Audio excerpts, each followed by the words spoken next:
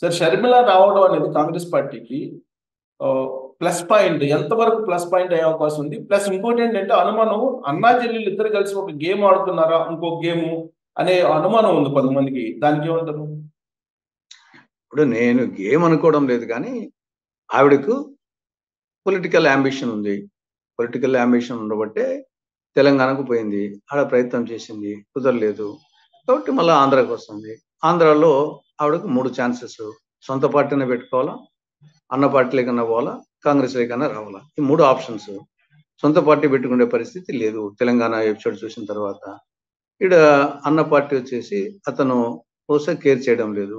న్యాచురల్గా వచ్చేసి అప్పుడు బెస్ట్ ఛాన్స్ కాంగ్రెస్ పార్టీ, ఎందుకంటే వాళ్ళ ఫాదర్ కాంగ్రెస్ ఉంటూ వచ్చినాడు కాబట్టి, జాతీయ పార్టీ, రాజశేఖర రెడ్డి ముఖ్యమంత్రి అయిన పార్టీ. న్యాచురల్గా వచ్చేసి కాంగ్రెస్ పార్టీ కూడా శ్రేణిలో దాన్ని అడ్జస్ట్ చేసుకుంటారు. అదేవిధంగా కాంగ్రెస్ పార్టీకి ప్రస్తుతం ఉన్న పరిస్థితుల్లో కాంగ్రెస్ పార్టీకి అవసరము. అటువంటి షర్మిల ఎవరు వచ్చినా, ఒక రకమైన లీడర్ ఎవరు వచ్చినా వచ్చేసి యాడ్ అవుతుంది. అటువంటిప్పుడు న్యాచురల్గా వచ్చేసి రాజశేఖర రెడ్డి కూతురుగా ఒక నాయకురాలుగా వచ్చినప్పుడు కాంగ్రెస్ కూడా యాడ్ అవుతుంది. కాబట్టి ఇక్కడ సింబియాసిస్. ఆవిడ కాంగ్రెస్ రావడం వల్ల కాంగ్రెస్ ఎంత లాభమో, కాంగ్రెస్ లేకి రావడం వల్ల ఆవిడకి అంతకంటే ఎక్కువ లాభం నాకు. ఎందుకంటే ఆవిడకి ఆప్షన్ లేదు. ఆవిడకి ఇక్కడ సింబియాసిస్. ఎంతసేపు ఒక వర్షనే వస్తుంది, ఏదో ఆవిడ వస్తే కాంగ్రెస్ లాభం అనే యాంగిల్ ఎక్కువ చెప్తుంది. కానీ కాంగ్రెస్లోకి వస్తే ఆవిడకి వచ్చే లాభం ఎక్కువ ఉంటుంది. జాతీయ పార్టీ ఒకసారి జాయిన్ అయిపోతే ఏదో ఒక మెయిన్ స్ట్రీమ్లోకి పోయే అవకాశాలు ఉంటాయి. కాబట్టి ఇక్కడ సింబియాసిస్, పరస్పర ప్రయోజనం. సార్ వాళ్ళ ఫ్యామిలీ గురించి మీకు బాగా తెలుసు కదా, వీళ్ళిద్దరిలో ఎవరు బెస్ట్ పొలిటీషియన్ అని మీరు భావిస్తున్నారు? షర్మిల, జగన్. నాకు వీళ్ళతో పెద్ద వ్యక్తిగతమైన పరిచయం తక్కువ. రాజశేఖర రెడ్డి ఆ సమకాలికులు కాబట్టి రాజశేఖర రెడ్డి, వివేకానంద రెడ్డి వాళ్ళ గురించి తెలుసు. వీళ్ళ గురించి ఆ ఏజ్ గ్యాప్ అనేది న్యాచురల్ గా ఉంటుంది. తర్వాత కాబట్టి ఈ షర్మిలమ్మతో ఇంతవరకు పర్సనల్ గా మాట్లాడిన సందర్భమే లేదు, ఎదురుపడిన సందర్భం కూడా లేదు. జగన్మోహన్ రెడ్డి ఒక 2-3 సందర్భాల్లో వచ్చేసి మాట్లాడిన సందర్భమే. అతని యొక్క పరిపాలనా విధానం చూసి ఒక ఒపీనియన్ కు, అతని తర్వాత తండ్రి శవం దగ్గర వచ్చేసి సంతకాలు తీసుకోవడము, ఇవన్నీ చూసిన తర్వాత ఆ నేపథ్యంలో అతని గురించి అంతే తప్ప పర్సనల్ గా వచ్చేసి నాకు ఏజ్ గ్యాప్ వలన వాళ్ళ నాయన సమకాలం కాబట్టి వాళ్ళతో పరిచయం ఉంది, కానీ వీళ్ళతో పరిచయం నాకు తక్కువ. కాబట్టి మరి షర్మిలమ్మ గురించి నాకు అసలు ముందు ఓవరాల్ గా పేపర్లో చూసి ఒక అజంప్షన్ కు రావాల్సింది తప్పనిసేసి వ్యక్తిగత పరిచయం లేదు. ఆవిడతో లేదు, జగన్ తో కూడా ఆవిడ కంటే కొంచెం ఎక్కువ అంతే.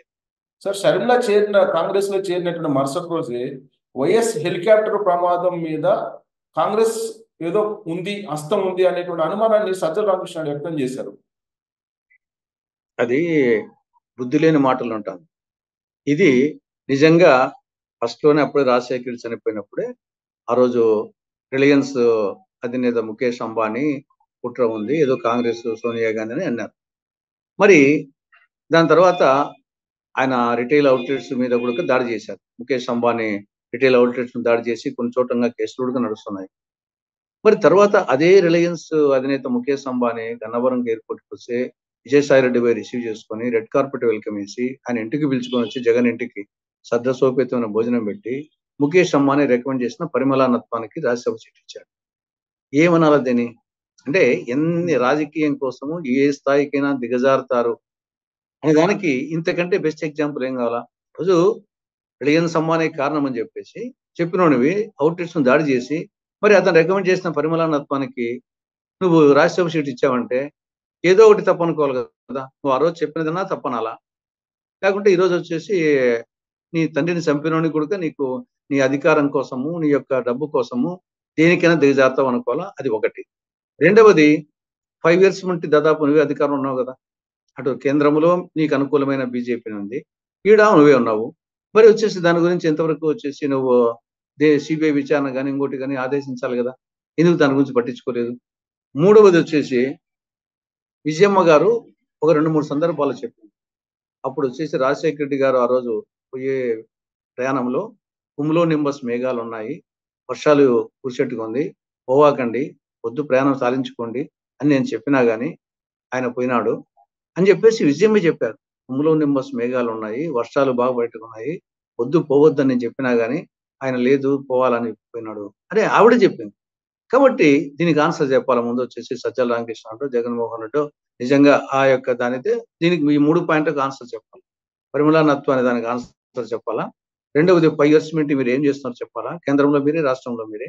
మూడవది వచ్చేసి విజయమ్మ మాటలకు మీరు ఏం సమాధానం చెప్తారు? కాబట్టి ప్రతిదీ కంటిన్యూషన్ లో ఏ నీచానికైనా దిగజారడం అనేది కరెక్ట్ కాదు.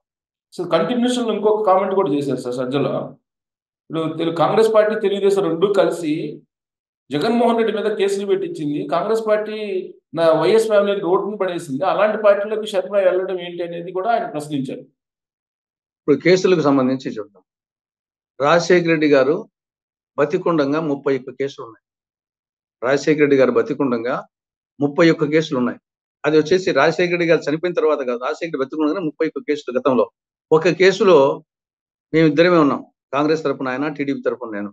95లో లోకల్ బాడీ ఎలక్షన్స్ లో బూతుల కాడ గలాట్ జరిగిందని చెప్పేసి 3 ఏళ్ల పాటు పులిందల కోర్టుకు పోయినాం. కాంగ్రెస్ తరపున ఆయన, టీడీపీ తరపున నేను. దీనికి ఎవరు కారణం అంటారు వచ్చేసి? దీనికి కాంగ్రెస్ కారణమా, టీడీపీ కారణమా, ఎవరు కారణం అంటారు? అదే విధంగా రాజశేఖర్ బతుకున్నప్పుడు పరిటాల రవి హత్య కేసు సందర్భంగా సిబిఐని విచారించమని రాజశేఖర రెడ్డి గారు దివాకర్ రెడ్డిని, జగన్మోహన్ రెడ్డిని విచారించమని రాజశేఖర రెడ్డి రాశాడు. పరిటాల రవి కేసులో ముందు వచ్చేసి వాళ్ళు పోలీసు వాళ్ళు పెట్టకుంటే కొందరు వచ్చేసి ఈ విధంగా జగన్మోహన్ రెడ్డి, దివాకర్ రెడ్డి వీళ్ళ పాత్ర ఉందన్నప్పుడు దివాకర్ రెడ్డిని, జగన్మోహన్ రెడ్డిని విచారించమని రాజశేఖర రెడ్డి ముఖ్యమంత్రి హోదాలో సిబిఐని అడిగాడు. అంటే జగన్మోహన్ రెడ్డిని మీద పగతో వచ్చేసి రాజశేఖర రెడ్డి అన్నాడని చెప్పాలనా? జగన్మోహన్ రెడ్డి విచారించమని చెప్పాడు. తర్వాత వచ్చేసి ఇక ఈవెన్ సోనియా గాంధీ గారి మీద కేసులు ఉన్నాయి, రాహుల్ గాంధీ గారి మీద కేసులు ఉన్నాయి. కాబట్టి ఇవన్నీ తట్టు వచ్చేసి ఈ జగన్మోహన్ రెడ్డి కేసులో కూడా జగన్మోహన్ రెడ్డికి నేను ఏం చెప్పాను, జగన్మోహన్ రెడ్డికి టీడీపీ, కాంగ్రెస్ కలిసి అంటే మరి వాళ్ళ నాయన ఉన్నప్పుడే విచారించమని రాశాడు. అంటే వాళ్ళ నాయన కూడా వ్యతిరేకమన్నా జగన్మోహన్ రెడ్డికి? ఇంకా నెక్స్ట్ వచ్చేసి ఏ కేసు అయినా కానీ ఇక్కడ శంకర్ రావు వచ్చేసి ఆయన వ్యక్తిగతంగా ఆయన ఏమి పార్టీ పరంగా ఆయన వచ్చేసి పార్టీ పరంగా పెట్టించుకుంటే పిసిసి అధ్యక్షుడు అండ్ సిఎల్పి లీడర్ పెడతారు. ఈయన శంకర్ రావు కాంగ్రెస్ ఎమ్మెల్యేగా ఉండొచ్చు. ఆయన హైకోర్టుకు వచ్చేసి ఒక లేఖ రాశాడు. ఆ లేఖను హైకోర్టు సుమోటోగా తీసుకుంది. సుమోటోగా తీసుకుని సిబిఐకి విచారణకు ఆదేశించింది హైకోర్టు. అది రాష్ట్ర ప్రభుత్వం కాదు, కేంద్ర ప్రభుత్వం కాదు. ఆనాడు కేంద్రంలో అధికారున్న కాంగ్రెస్ యూపీఏ ప్రభుత్వం కాదు, రాష్ట్ర ప్రభుత్వం కాదు. సిబిఐని ఆదేశించింది హైకోర్టు. హైకోర్టుకు రాసింది శంకర్రావు. శంకర్రావు కాంగ్రెస్ ఎమ్మెల్యే అయినప్పటికీ ఆయన వ్యక్తిగత హోదాలు రాశాడు. దానికి వచ్చేసి సుమోటోగా తీసుకున్నారు. దాని మీద వీళ్ళు టీడీపీ తరఫున ఎర్రం నాయుడు, తర్వాత మరి కొందరు వచ్చేసి దాంట్లో ఇంప్లీడ్ అయినారు. దాని మీద వచ్చేసి జరిగిన తప్పున చేసి దీనికి కాంగ్రెస్ కు దీనికి సంబంధమే లేదు. జగన్మోహన్ రెడ్డి కేసుకు ఇది హైకోర్టు, ఇది రాష్ట్ర ప్రభుత్వం అడగలేదు సిబిఐ ఎంక్వైరీకి. రాష్ట్ర ప్రభుత్వం కేసు పెట్టలేదు, రాష్ట్ర ప్రభుత్వం సిబిఐకి అడగలేదు, కేంద్ర ప్రభుత్వం అడగలేదు. ఓన్లీ హైకోర్టు ఆదేశించింది. హైకోర్టు వచ్చేసి శంకర్రావు యొక్క లేఖ మీద సుమోటోగా తీసుకున్నది. కాబట్టి దీనికి జగన్మోహన్ రెడ్డి మీద కేసుకు కాంగ్రెస్ పార్టీకి సంబంధమే లేదు.